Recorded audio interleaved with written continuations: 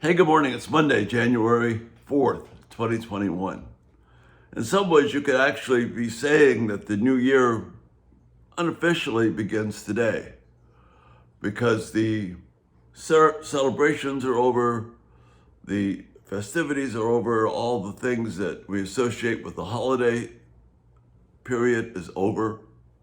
We have another year to wait for that.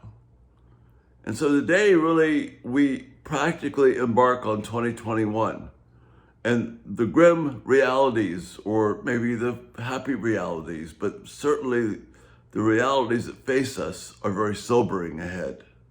And this week I want to think about Abram, as the text as he begins, what God did with him and how that can be an encouragement to us. In chapter 12 of Genesis, we read this: The Lord said to Abram, "Leave your country, your people, your father's household, and go to the land I will show you." Leave your people, leave your country, your father's household, and go to the lands that I will show you. Now you might think, and our Bible history doesn't do us justice sometimes, or we don't think carefully about things. You may think, well, Abram was this godly man just waiting to serve God. But no, Joshua is careful to tell us, just as the text of Genesis tells us, Abraham's family was no friend of God. Joshua says Abram's family served the false gods and the pagan deities and the Canaan deities. That means Abram came from a pretty rough lot. We see later that he was a faithful warrior, a steadfast warrior, a man to be reckoned with.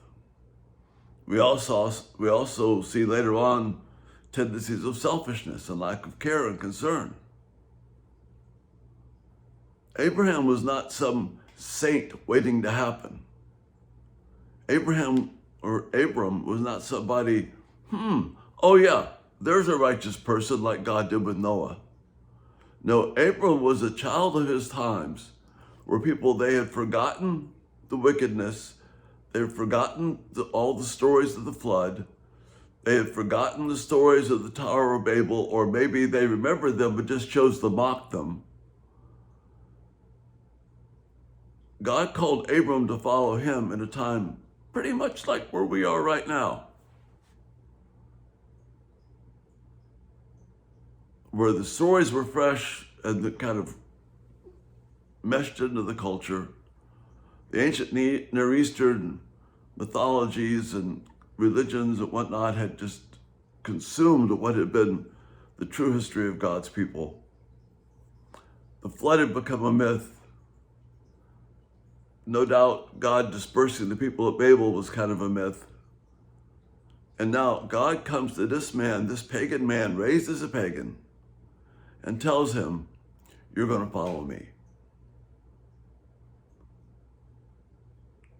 With no training, no background, no history, no family support in terms of serving God.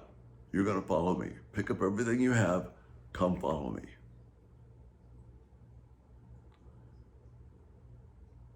And God didn't even tell him where they were going. He says, "Go to a land I will show you." The only reason that Abram could do this was because even at that moment, God was granting him faith. And as you and I embark on 2021, we have the gift of faith. And unlike Abram, who had nothing except these few words from God, we have this entire record of God's faithfulness to us in this book. Let's see what we can learn from Abram this week. Now, Abram becomes Abraham, the father of our faith. We don't need to fear 2021 or any other calendar date. Our orientation is toward doing what Abram did. If God said it, he did it. That's where we need to be. That's the place of comfort. It's the place of empathy. It's the place of compassion. It's the place of safety. And that's the thought for this morning. And look forward to talking with you this week, particularly in the mornings, about Abram and then Abraham. Have a great day. Bye-bye.